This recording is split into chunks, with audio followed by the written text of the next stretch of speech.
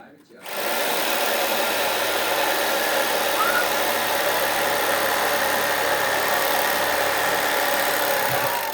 su da će se naći ostatak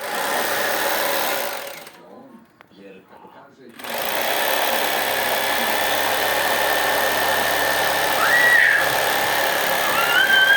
iskopavanja radnih dana, posle čega će početi priprema.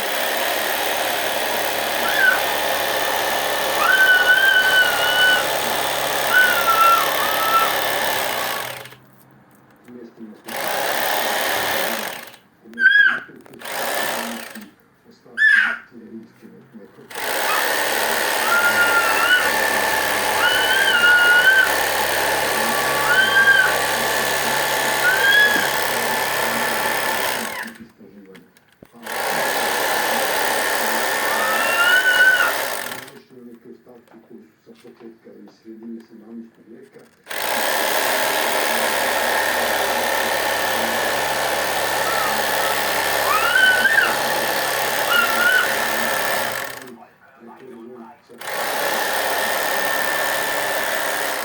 Rasprav za učenike osnovnih i srednjih škola uskoro se završava. U đačke klupe